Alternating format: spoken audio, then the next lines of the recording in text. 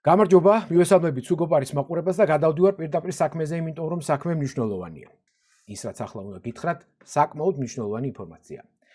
2026 წლის 27 თებერვალს საქართველოს მთავრობამ გამოსცა დადგენილება, რომლის მიხედვითაც 3 წლის ვადით ცხადდება მორატორიუმი, ანუ ჩვენ ენაზე რომ ვთქვათ, იკრძალება გარკვეული ჯიშის ძაღლების მოშენება.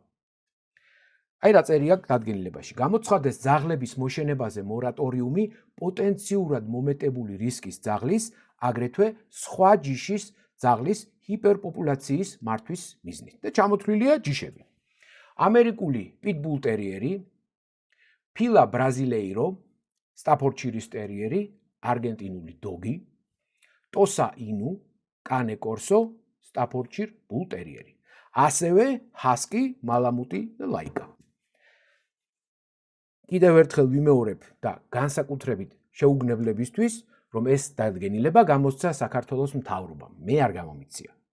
არც არასოდეს ყოფილ ვარ მთავრობაში და არც არასოდეს ვიქნები. ეს ისე. ეხლა ეს ფაქტობრივი ნაწილი რაც არის. მეორე ნაწილი არის ის, რაც მეც აქამდეც მინდოდა თქვენთვის მეთქვა, რომ როდესაც ეს კანონი გამოვიდა რაც რამდენიმე თვის წინ შინაურ ცხოველებზე ახალი კანონი, მაშინ სუგოპარის მაყურებელმა იცით რომ რამდენიმე გადაცემა ამაზე გავაკეთე, 2 უფრო ზუსტად, სადაც სხვადასხვა კუთხით განვიხილეთ, მოკლედ როგორ იმუშავებდა ეს კანონი. მინდოდა ძალიან, რომ უშუალოდ ის ხალხიც ჩამეწერა, ვინც ეს კანონი მიიღო.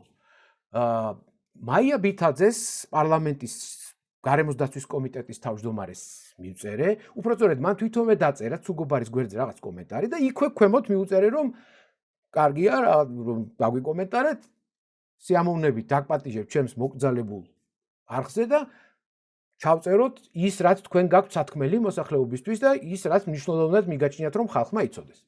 მისგან პასუხი არ ყოფილა. მე მივწერე ნათია შამათავას, იგივე კომიტეტის აპარატის უფროს, უკვე პირადად, მაგრამ მანაც არ მიპასუხა. სურვილი ისევ მაქვს, მიუხედავად იმისა, რომ ჩინოვნიკებთან ურთიერთობა ცოტა მიჭირს შინაგანად, მაგრამ მოვახერხებ როგორმე, ამას დავძლევ ჩემ თავში და კიდევ ერთხელ ვეპატიჟები ნებისმიერს იმ ხალხიდან, ვინც ეს კანონი მიიღო, რომ დამიჯდეს გვერდით, არ ვიკბინები, თუ გარგჯერათ აგერ გადაამოწმეთ სხვა სტუმრებთან, ვინმეს თუ უკბინე, მაგრამ არ ვიკბინები მთლიანობაში, შეგიძლიათ მობრძანდეთ, უსაფრთხოდ დავსხდებით, დავილაპარაკებთ, ან მე მოვალ თქვენთან და განვიხილოთ ის, თუ რატომ მიიღეთ ეს კანონი, როგორ მიიღეთ და ჩემთვის რა ძალიან მნიშვნელოვანია, როგორ უნდა აღსრულდეს ეს კანონი. ვინ უნდა გააკონტროლოს ეს ყველაფერი. აქ კი არის მითითებული, რომ კონტროლს განახორციელებენ სურსათის ეროვნული სააგენტო და მუნიციპალიტეტის უფლებამოსილი ორგანოები, მაგრამ მთლიანობაში მაინც საინტერესოა, ვინ შეგვამოწმებს ქუჩაში, ვინ დაგვაჯარიმებს. ხო, ის არ დამავიწყდეს, რომ აი ამაზე, ამ დადგენილების დარღვევაზე, ამ ჯიშების მორატორიუმის დარღვევაზე ჯარიმ არის 10,000 ლარი. არც მეტი, არც ნაკლები. 10,000 ლარი.